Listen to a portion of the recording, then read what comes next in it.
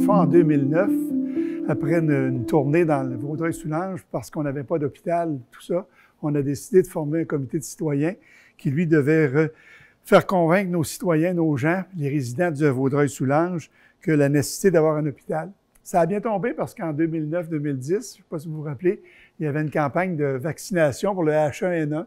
Fait qu'on en a profité pour mobiliser nos gens. On s'est promené dans nos villes, dans nos municipalités, pour être en mesure de sensibiliser nos citoyens à la venue d'un hôpital dans Vaudreuil-Soulanges. En mars 2010, le comité de citoyens a préparé un diaporama pour aller présenter ça dans chacune des municipalités afin de sensibiliser la population à l'urgence d'avoir un hôpital dans Vaudreuil-Soulanges. Ça a été, à mon avis, un franc succès. Puis on a senti à ce moment-là qu'il y avait un projet qui réunissait l'ensemble de la population des deux comtés, dans le fond, de Vaudreuil-Soulanges. C'était un autre objectif qu'on a atteint sans trop le savoir au début. Un des aspects qui est revenu souvent lors des présentations qu'on a eu à faire justement auprès des municipalités, c'est de dire qu'on était la seule région au Canada à ne pas avoir d'hôpital pour une population de 140 000 de population. Alors, c'était énorme. Puis on savait pertinemment que ce nombre était pour croître énormément au fil du temps. Alors, il y a ça qui est important de mentionner.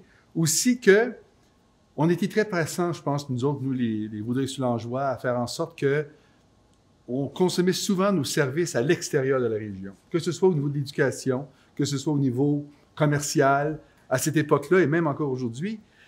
Au niveau de la santé, on est un peu déficitaire et on doit donc aller à l'extérieur de la région pour pouvoir accéder à nos différents services en santé. On dit que 34 % de notre population va au Suroît, 14 % à Hawkesbury en Ontario et aussi 52 % à Montréal. Alors, c'est quand même beaucoup. Alors, imaginez, une fois qu'on aura cet hôpital-là ici, comment on va être bien servi. Et enfin, je pense que la mobilisation a été citoyenne, mais elle a aussi été, je pense, très importante au sein des acteurs de notre milieu.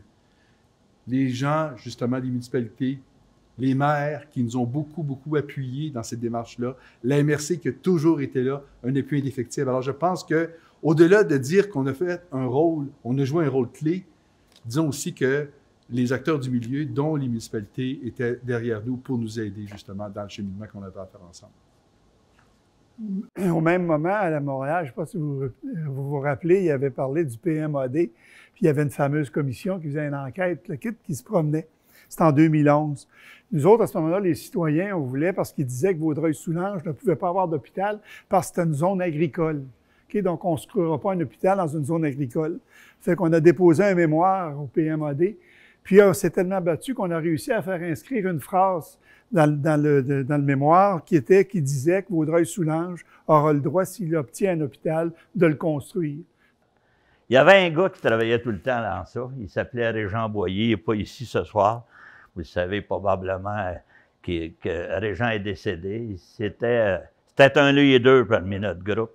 Et je tiens à souligner l'apport qu'il a apporté au comité et je veux le remercier devant tout le monde ici présent. Une autre personne, je pense, clé, qui a joué un rôle important, qui nous regardait aller, mais elle était du domaine de la santé.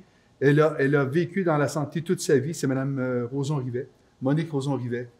C'était un docteur qui a joué un rôle important.